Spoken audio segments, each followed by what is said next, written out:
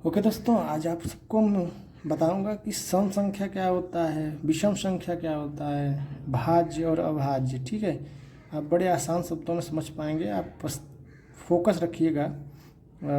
होता क्या है सम संख्या? सम संख्या उसे कहते हैं जो दो से कट जाए, ये भी होता है। और एक और होता है कि अगर इकाई के स्थान पर 2, 4, 6, 8 ये सारी संख्याएं अगर हैं तो वो सम संख्या भी कहलाएगी। दो एग्जाम्पल है, दोनों लिख देता हूँ मैं, थोड़ा ध्यान से देखिएगा। जो संख्या, ठीक है, जो संख्या 2 से विभाजित हो, विभाजिता का नियम भी हम आप सबको बताएंगे, बट अभी इसको देख लेते हैं, वो भी बताऊंगा हम आप सबको। ठीक है, जो संख्या 2 से विभाजित हो वह सम संख्या कहलाती है। ठीक है, सम संख्या कहलाती है। ठीक है,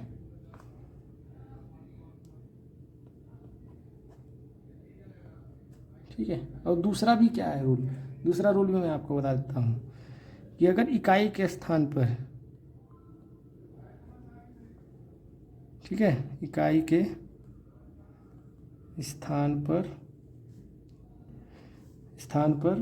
0 हो, 2 हो, 4 हो, 6 हो, 8 हो, ठीक है, तो भी वो संख्या जो है सम संख्या कहलाएगी।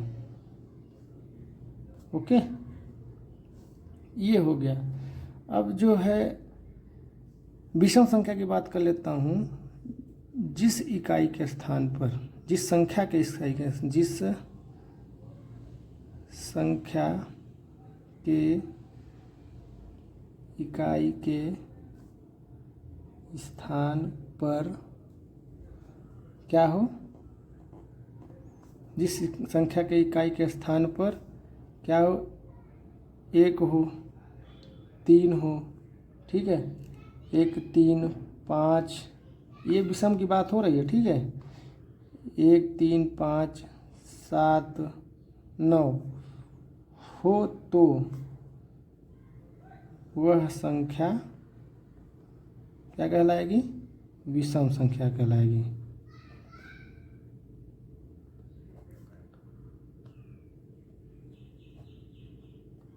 ओके, तो ये छोटा सा कॉमन सा जो है डिफरेंट बोल सकते हैं कि अगर इकाई के स्थान पर 1, 3, 5, 7 हो तो वह विषम संख्या, और 0, 2, 4, 6, 8 हो तो वह सम संख्या, ठीक है, कहलाएगी।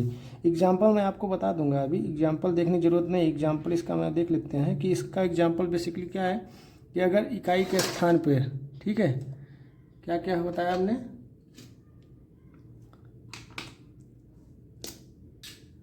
आप सबको कि इकाई के स्थान पर क्या बताया मैंने, 11 हो, ठीक है, वो भी क्या है, विषम संख्या है। 13 हो, ठीक है, तो ये सब सारी चीज़ें क्या हो गई, विषम संख्या में आ गया ना। और चूंकि इकाई के स्थान पर कितना 13 है, ठीक है, उसके बाद 15 हो जाएगा, 17 हो जाएगा, उसके बाद 19 हो जाएगा, 21 हो जाएगा, ठीक है। तो ये सब सारी चीज़ें जो है क्या है, ऐसे बढ़ती चली जाएंगी। इकाई के स्थान पे आपको देखना है और आगे बढ़ते जाना है। ठीक है, तो उसके बाद जो है भाज्य संख्या की बात कर लेते हैं। ठीक है, भाज्य संख्या कहलाती है जो संख्या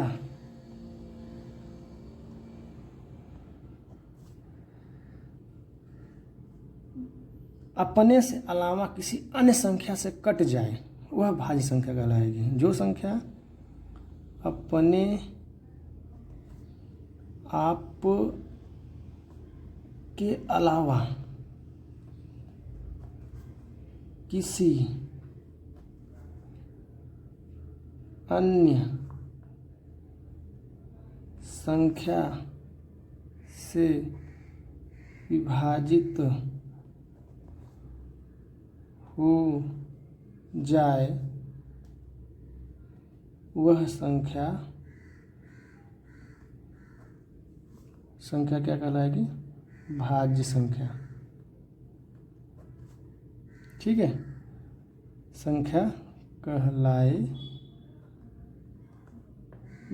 ठीक है, अब बात करते हैं कि सपोज मान के चलिए जैसे 3 हो गया, ये क्या कहलाएगी? अभाज्य कहलाएगी, क्योंकि 3 1 से भी कटेगा 3 से, इसलिए आप लोग समझ लेंगे कि 3 से जो है अब भाज्य संख्या है, बट भाज्य संख्या नहीं है। क्यों नहीं है? 1 के अलावा भी, मैंने ये पॉइंट लिखा नहीं तो आप सबको बता देता हूँ, अगर 1 के अलावा यानी बोल सकते हो स्वयं और 1 के अलावा जो किसी और से भी कट जाए वो कहलाएगी भाज्य संख्या। ठीक है, अब यहाँ से स्टार्ट होगा 4, सबसे छोटी भी है, उसके बाद 6, उसके बाद 8, उसके बाद 9, ये सब सारी संख्याएं कितनी क्या कहलाएंगी? ये भाज्य संख्या कहलाएंगी। ठीक है, एग्जाम्पल है ये, भूल मत जाना। ठीक है, तो ये सारी चीज़ें जो हो गई भाज्य संख्या के अंतर्गत आ जाएंगी। ठीक है, ओके। अब बात कर लेते हैं अभाज्य संख्या। अभाज्य संख्या क्या है?